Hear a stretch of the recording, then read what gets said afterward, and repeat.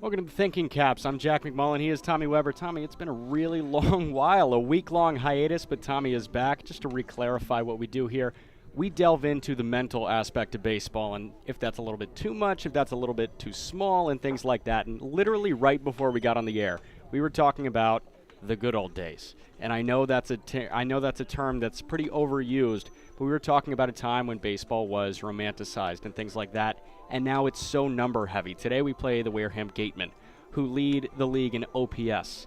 People didn't even know what OPS was about 25 years ago or something. How has the game changed, and how has it gotten worse, maybe?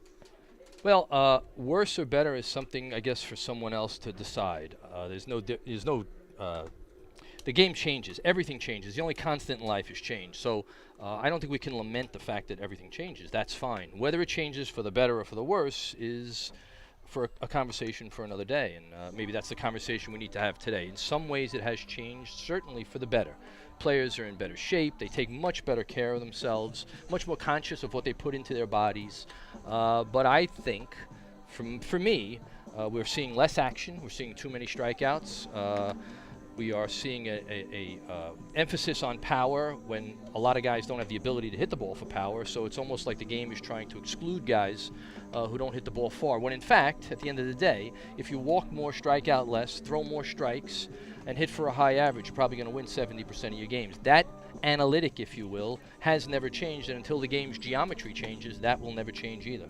We've heard from the baseball deity Buck Showalter that we are entering this golden era of baseball where guys are hitting the ball farther and they're getting stronger and faster and pitchers are throwing the ball harder. Do you necessarily see this as the golden era? I feel like a lot of that is due to the mindset surrounding baseball, and you called it borderline unwatchable right now. Yeah, I've never seen the conversation has never been more emphasis placed on how unwatchable baseball is for a lot of people. I've never heard that conversation in all my years of watching baseball. Now, whether or not that's true, it is true that that's a conversation that has never been had before. I think Buck Showalter is off base. I don't think the game has ever been played less efficiently than it's played today. Wow. I think when you come out here and see the best players in the world at this level, and nobody, 7 guys attempt the bunt last night, and nobody could put a bunt down. I think that there is room for more complete play, if you will. This notion that guys have never thrown harder. First of all, I don't know that athletes are bigger, faster, and stronger. I think we're able to select the bigger and faster guys from a bigger population. But there is still room for guys who can get the job done, who can hit for high average, who can get on base. And I think the shrinking of the ballpark is something that people don't talk about. Ballparks are tiny now.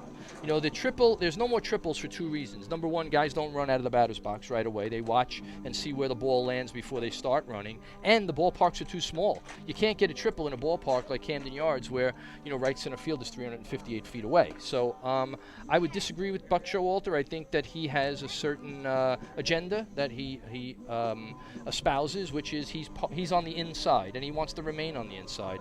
And I think that baseball has done a disservice by the MLB network. There is no voice of dissent anymore. So really what you're getting is baseball's version of the Politburo, where they're throwing this information at you and no one has the opposite side of the argument. And I think it's unfortunate. Do you feel like this Brewster Whitecaps team may be a victim of all these things, and they may be a victim of, okay, I need to hit the long ball? There's only one guy with 4 home runs on this team, Connor Gramis. The next best guy has 2 home runs. So do you think that there is an emphasis on power and it's just not necessarily coming, and there's an emphasis on, okay, I need to look great where the metrics will tell me that I look great? I had a conversation with a scout last night where I said that exact same thing. He said to me, I don't know why these guys are all concentrating on hitting the ball in the air so often. I said, well, you guys are as much to blame as we are. We've put this emphasis on the long ball, so what is a kid going to do? He's going to want to throw the ball as hard as he possibly can, or he's going to want to try to hit the ball as far as he possibly can. Now, those are the 2 things that are the most difficult to do. So what they're doing is ignoring all the things they can do. Get base hits, hit 350, steal a base, put the ball in play, throw a lot of consecutive strikes. Instead, what they're trying to do is hit that high note one time, rather than trying to hit all the notes they can hit on a regular basis and be recognized for that. So I think there needs to be a grassroots movement about reinforming kids about what really is valuable in the game. And it's not only hitting home runs and throwing the ball 100 miles an hour. Situational hitting and painting the corners like Da Vinci. Those are two tried and true things about baseball, and Brewster going to attempt to do that today in the second part of a home and home against the Wareham Gatemen. Tommy, thank you so much. Thank you, my friend. We'll talk to you guys soon.